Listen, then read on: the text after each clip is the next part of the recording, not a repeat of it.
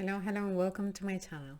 Today I will be speaking about the self and consciousness, and everything has to do to joining the dots around several ideas and several things that I've been hearing in the last couple of years. And it was actually a revelation while my awful meditation today, a bit of light within the darkness. And one of the main ideas that it joins, I will say, is kind of an evolution of the idea of the future and the past are thoughts in your mind. So the present is what you feel, right? So the consciousness also lives in the present because your mind is future or is past. So consciousness can only lies. At first I was mentioning on the feelings, but that's not exactly what I'm gonna say today, and I think this is much better.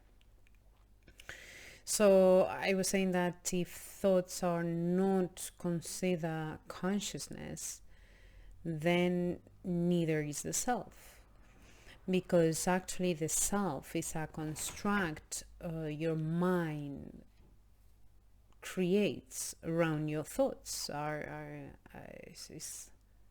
The self is it's just ideas and thoughts your mind throws around what that it means to have a self, and it's like thoughts thinking around thoughts and thoughts explaining other thoughts. So that kind of makes me understand much better what Buddhists say around not needing to get rid of the self, because the self didn't exist in the first place. And you think about it and you're like, true, because still it's just the thoughts, and thoughts are not actually reality per se. Thoughts are always a translation of a reality. And I'm not saying it's not useful to think, because obviously look at which point we are in society thanks to thinking, technology wise and science and stuff. But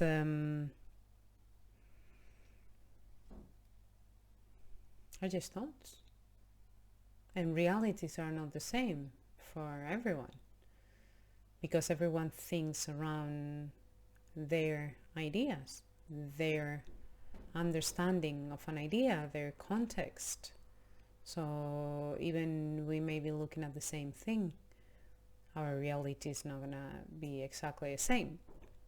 And then anyway, I was thinking that, so if the self is not real, the future and the past are just thoughts.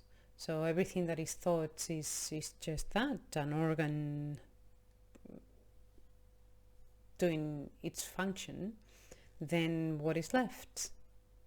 Because also feelings, even though they live in the present, it's just your body feeling the cold, the heat, energy, sweet, salty. Feelings are just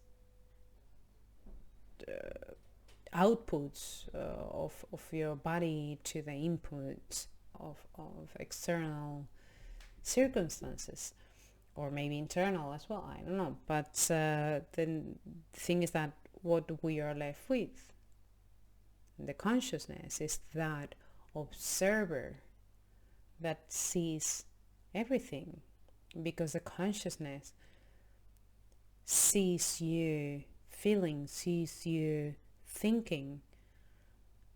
So that's kind of a constant. Doesn't matter what happens. Consciousness is something observing, and it's above judgment and above anything, because it's just observing what is going on.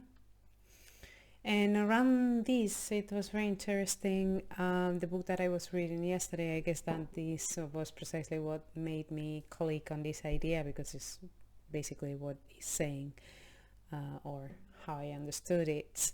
It's a book called Be Here Now by Randas, and he's talking about this first trip that he had with magic shrooms.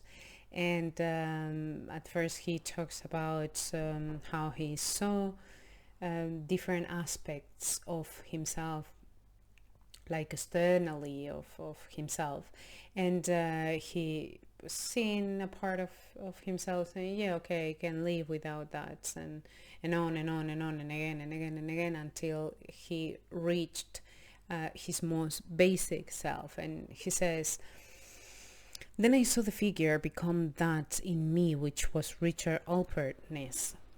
That is my basic identity that had always been Richard. I associated the name with myself, and my parents called me Richard. Richard, you're a bad boy. So Richard has badness. Then Richard, aren't you beautiful? Then Richard has beauty. Thus develop all these aspects of self. So at first he says, like, I cannot get rid of my most basic self. That's just what is the meaning of that. I'm going to have amnesia.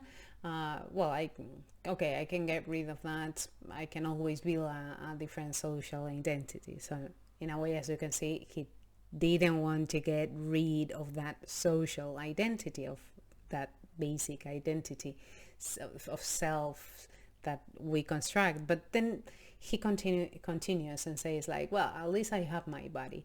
So in a way, he's as well saying, not only I can build another self, but then also my body is myself. He identifies with that. And obviously what happens is that he begins to see that his body is disappearing and nothing is there. And suddenly he hears a thought, and it says, but who's minding the store? And he continues writing.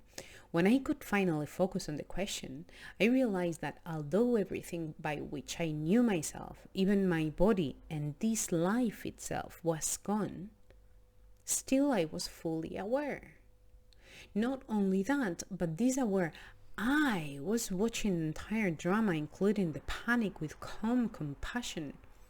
Instantly, with this recognition, I felt a new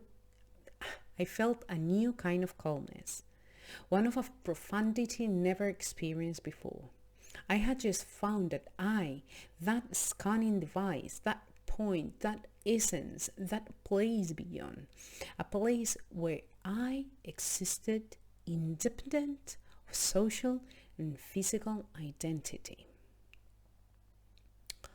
So yeah, it's kind of what I was trying to make the point, that there's this basic naked thing that is not self, is not thought, is not the brain, is not the organ doing its function, is something that sees it all. And that's the consciousness, and hence the lack of the self. So yeah, that was everything for today. I think it's quite packed of concepts, and well, hope you liked it, and if so, give me a thumbs up and subscribe if you want to receive notifications for my next video. And have a lovely day. Take care and stay safe.